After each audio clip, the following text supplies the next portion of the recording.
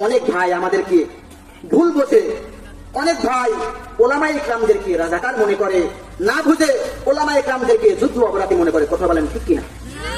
অনেক ভাই কিন্তু এমন আছে, এই কথাগুলো যদি আমাদের সমাজে আলোচনা না হয়, আমরা তুলে না ধরি, নতুন প্রজন্ম যেগুলো আসতেছে এরা তাহলে মনে করবে আসলেই মনে হয় ওলামায়ে ইকরাম রাজাকার, ওলামায়ে ইকরাম যুদ্ধ বিদ্রোহী। কথা বলেন ঠিক কিনা?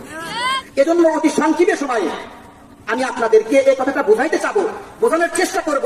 ওলামায়ে ইকরাম কখনো রাজাকার ছিলেন না।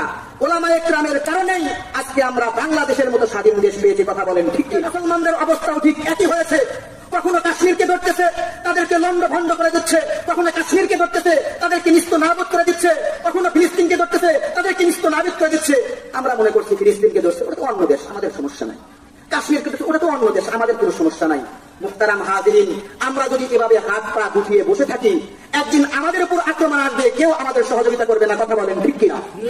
এই জন্য মুহতারাম হাজিরিন, আপনাদের কাছে উদাত্ত আহ্বান, আমাদের দলাদলি বাদ দিতে হবে। আমরা সবাই মুসলমান, আওয়ামী লীগ বিএনপি নাই, জামাত নাই, আমাদের সকলের পরিচয় আমরা হলো মুসলমান। কথা বলেন ঠিক কিনা? আমাদের ঐশী বাণী আল কোরআন, এটাই হলো আমাদের আসল পরিচয়।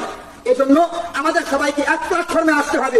যদি আজও পৃথিবীর সমস্ত মানুষ ঐক্য হয়ে ময়দানে আসতে পারে, কসম খোদার খালেদ বিন ওয়ালিদের যুগে যে খোদা ছিল, আজকের যুগেও সেই খোদা আছে। মুহাম্মদ বিন কাসিমের যুগে যে খোদা ছিল, আজকের যুগেও সেই খোদা আছে।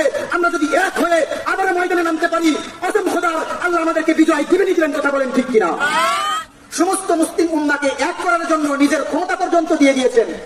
আফসোস, আজ মুসলমানদের ভিতরে দলাদলি। কথা বলেন ঠিক কিনা?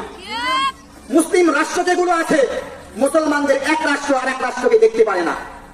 আফগানিস্তান পাকিস্তানকে দেখতে পারে না, পাকিস্তান আফগানিস্তানকে দেখতে পারে না, সৌদি আরব পাকিস্তানকে দেখতে পারে না, ইরাক ইরানকে দেখতে পারে না, ইরান ইরাককে দেখতে পারে না। মুহতারাম হাজিরিন, বহির্বিশ্বের কথা বাদই দিলাম, আমাদের বাংলাদেশের ভিতরে আসেন, কত দলাদলি।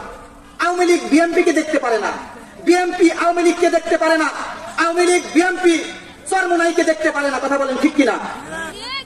মুহতারাম হাজিরিন, আমরা দলে দলে বিভক্ত হয়ে গিয়েছি।